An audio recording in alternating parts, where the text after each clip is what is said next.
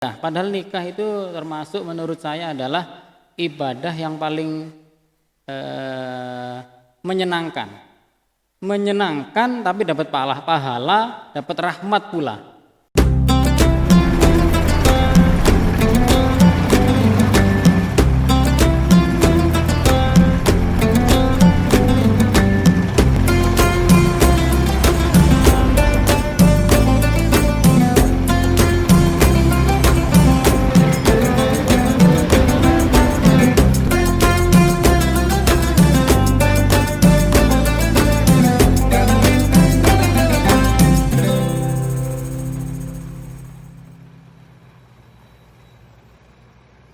Assalamualaikum warahmatullahi wabarakatuh.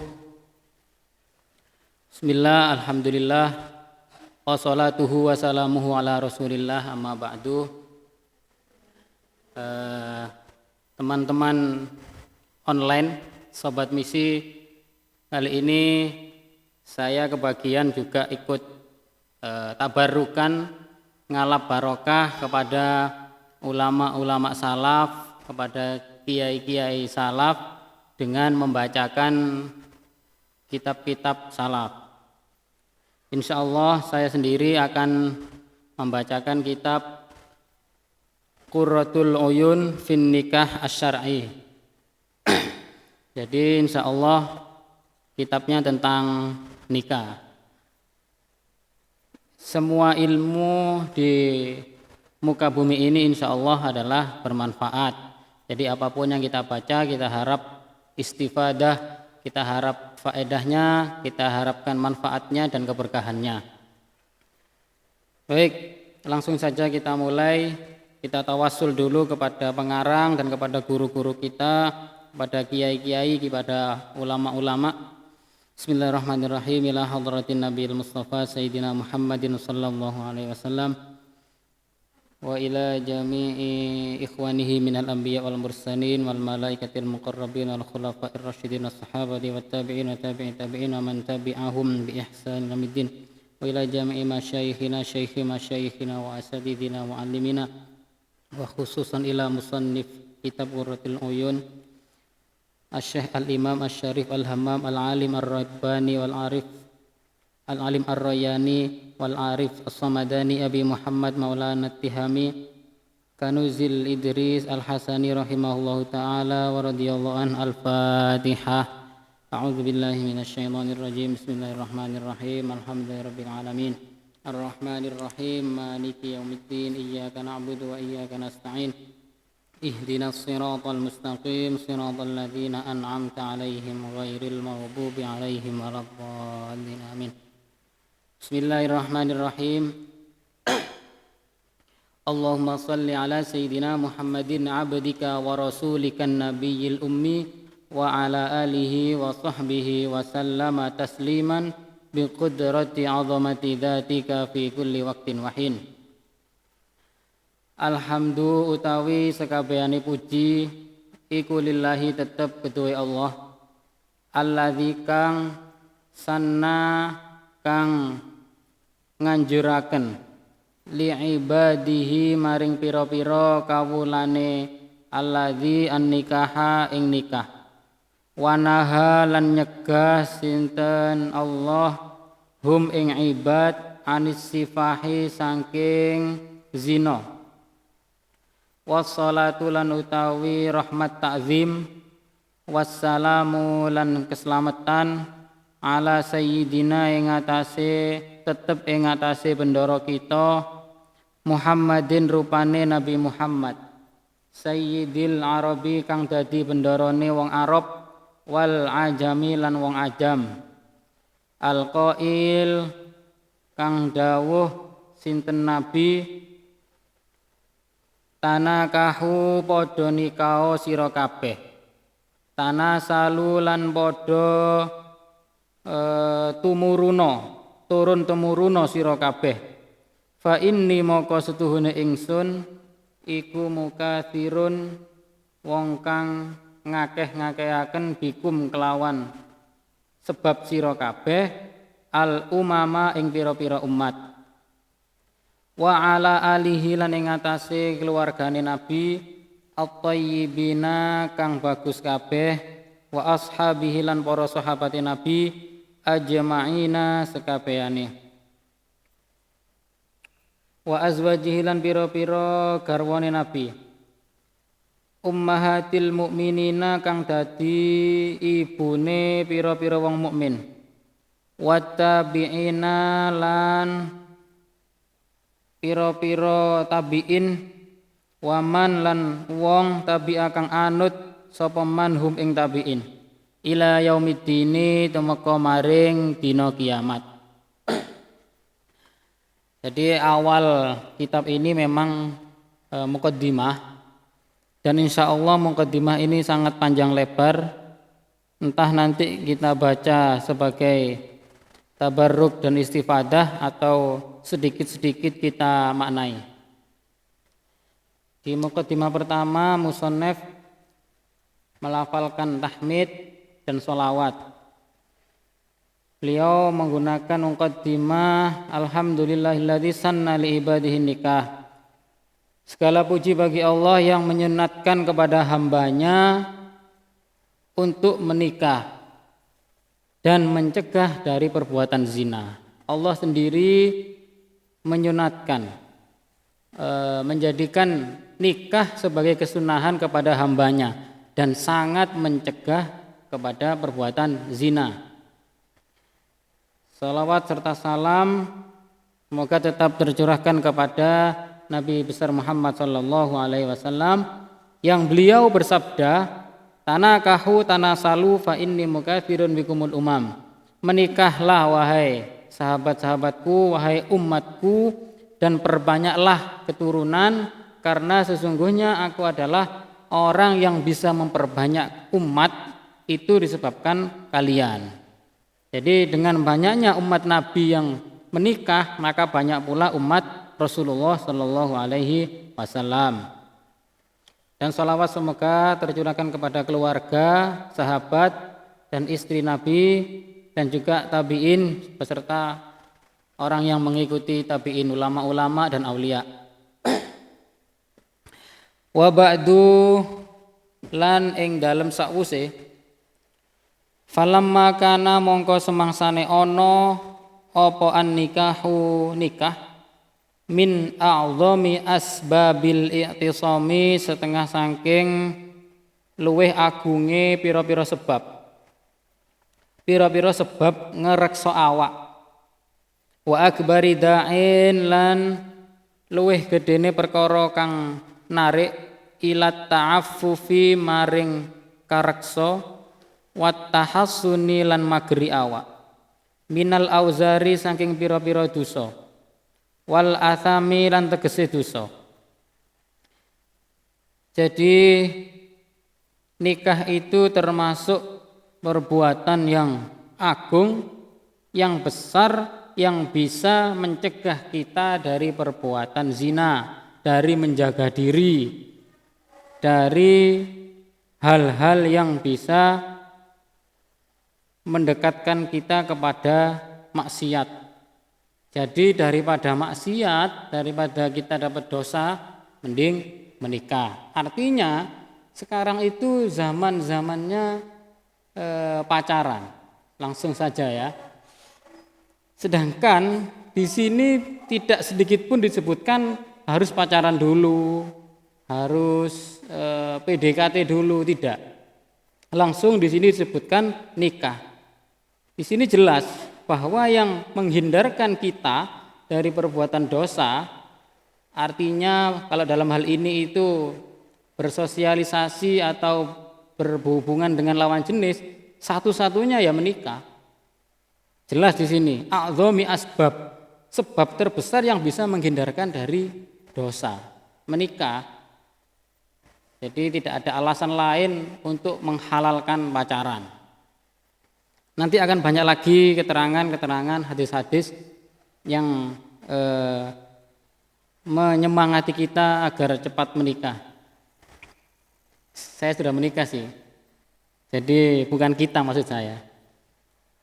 Kalian yang jomblo yang belum menikah atau yang masih pacaran, maka insya Allah nanti akan tercerahkan dengan hadis-hadis atau keterangan dari kitab ini agar segera meninggalkan pacaran dan menuju jenjang pernikahan. Ja'ala mongko ndadekaken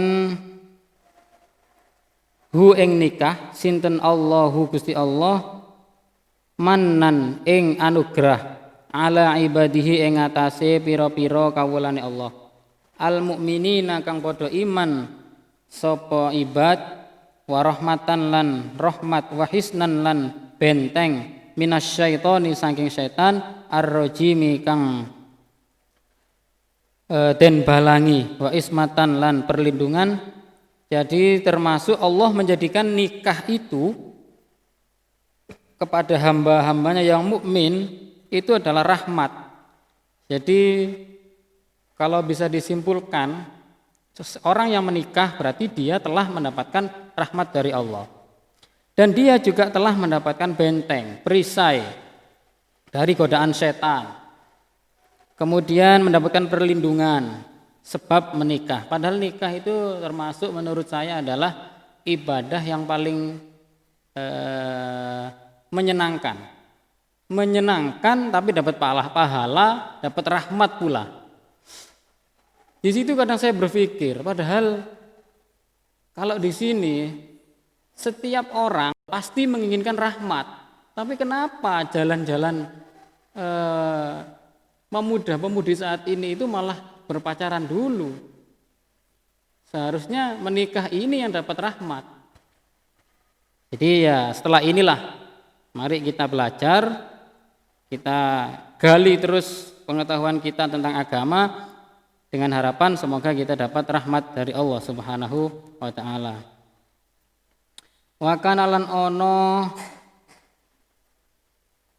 min ajal lima iku tetep setengah sangking luweh agung-agungnya perkara ulifa kang den karang fi adabihi ing dalem nerangaken adabe nikah wa sunanihi lan kesunatane nikah wa mahabbihi lan dedemenane nikah manzumatus syaikhi apa nadhame syekh al imam kang dadi imam al alim kang alim al allamah kang banget alime al hammam kang akeh sejone Abi Muhammad rupane Abi Muhammad Sayyidi Qasim Abi Ahmad bin Musa ibni Yamun At-Talidi Al-Ahmasi rahimahullah radhiyallahu anhu. Nanti di sini akan dijelaskan tentang adab-adabnya menikah atau berhubungan suami istri atau kesunahannya nikah dan juga muasyarah bagaimana tata krama atau cara-cara adab dalam kehidupan bersama suami atau bersama istri.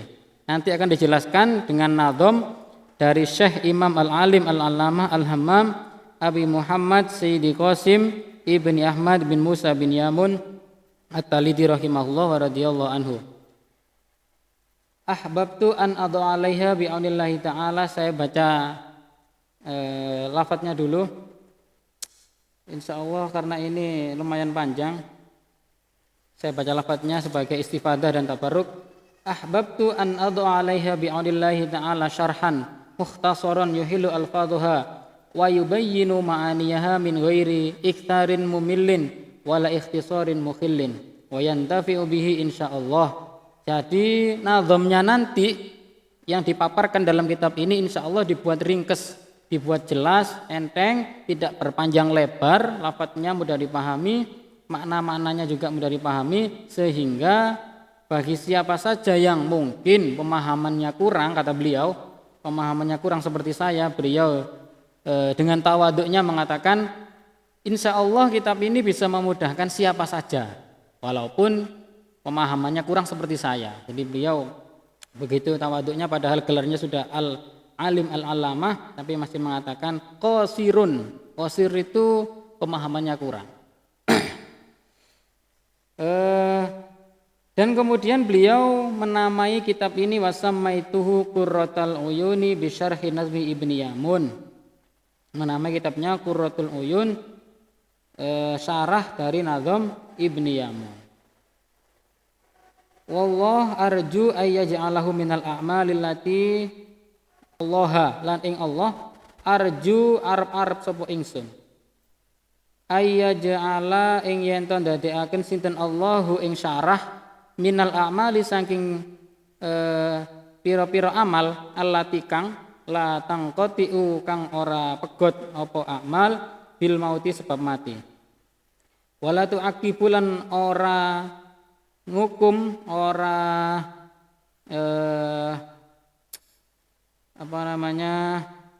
orang ngiring-ngiringi tidak menghukum sahibaha orang yang wong kang duweni amal apa hasratul fauti nelongsone kepotan nelongsone puncaknya nanti bijahin nabi kelawan sebab Nabi Al-Amin kang den percaya alaihi tetep ing atase Nabi afdhalus sholati utawi luweh utamane rahmat ta'zim wa azkas salam lan luweh sucine salam fi kulli waqtin ing dalam saben-saben waktu wahinin lan mangsa.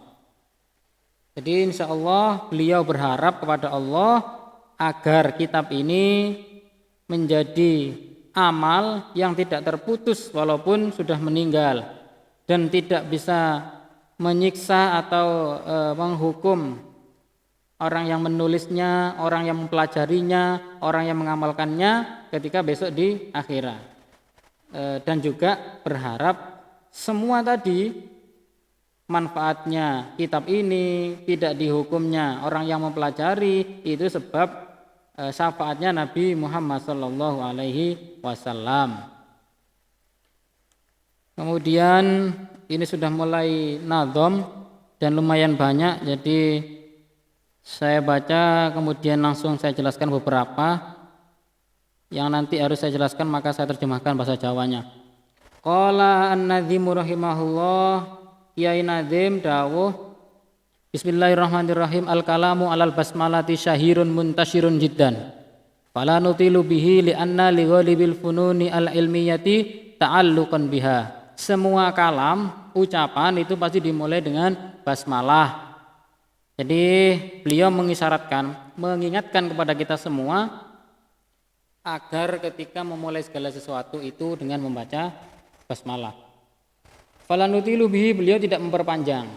Insyaallah penjelasannya singkat. Walidzalika afradahan nasu bitasnif wal naqtasir ala dzikri hadisin musalsalin waridin fi fadliha tabarrukan biha. Fa naqulu naqala sahibu miftahil fallah anil futuhatil makkiyah hadisan musalsalan biqauli kullin min ruwatihi billahil azim laqad haddatsani fulan ila Anas bin Malik radhiyallahu an wa qala billahil azim laqad haddatsani Abu Bakr as-Siddiq wa qala billahil azim laqad haddatsani Muhammad al-Mustafa sallallahu alaihi wasallam wa qala billahil azim laqad haddatsani Jibril wa qala billahil azim laqad haddatsani Israfil wa qala billahil azim laqad qala Allah taala. Itu tadi sanad-sanad. Jadi asal dari hadis ini dimulai dari malaikat Israfil sampai ke atas ke Allah Subhanahu wa taala. Allah berfirman, ya Israfilu, he malaikat Israfil, biizzati kelawan demi keagungan ingsun, wajudilan sifat loman ingsun, wa karamilan kemuliaan ingsun. Man utawi sapane wong qara'a kang maca sapa man bismillahirrahmanirrahim, lafaz bismillahirrahmanirrahim muttasilatan hale gandhengaken bi Fatihatil kitab kelawan Fatihah kitab marratan wahidah kelawan sak ambalan ishadu mongko nyeksenono sapa sira kabeh alayya ing atas ingsun anni setuhune ingsun qad ghafartu teman-teman ngapura sapa ingsun lahu maring man wa qabiltu lan nrimo sapa ingsun minhu saking man al hasanati ing pira-pira kebagusan wa tajawaztu lan ngapura sapa ingsun anis sayyiati saking pira-pira sayyiat amal elek wala ahliku lan ora ngobong sapa ingsun lisanahu ing lisane man finnari ing dalem neraka wa ujiruhu lan nyelametaken sapa ingsun min adzabil qabri saking siksane kubur wa adzabin nari lan siksa neraka wa adzabil qiyamati lan siksa dina kiamat wa yalqani lan bisa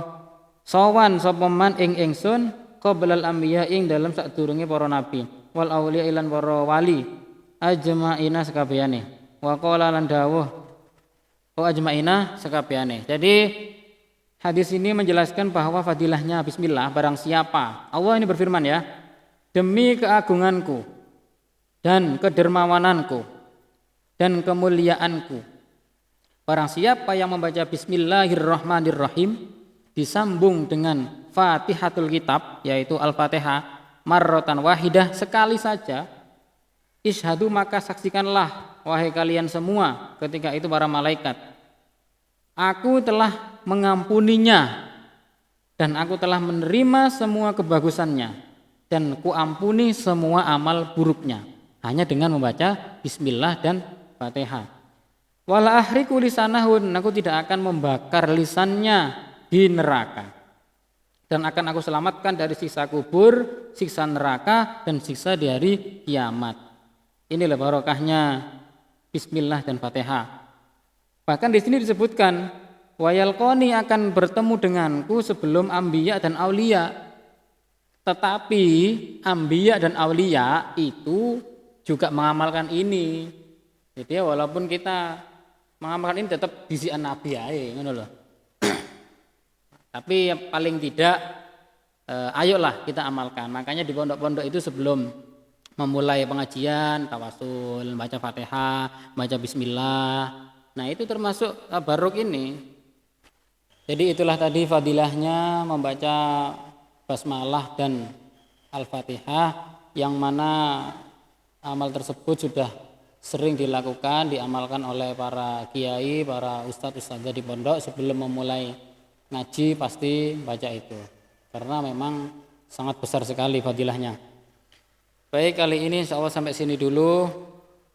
Insya Allah kita lanjutkan lagi di episode selanjutnya dengan keterangan inti bab ini karena mukadimahnya pun insya Allah lumayan panjang. Mukadimah ini tentang fadilahnya basmalah, hamdalah dan sholawat.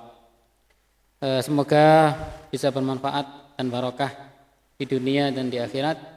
Kurang lebihnya saya mohon maaf. Wallahul muwaffiq ila aqwamit thoriq. Assalamualaikum warahmatullahi wabarakatuh.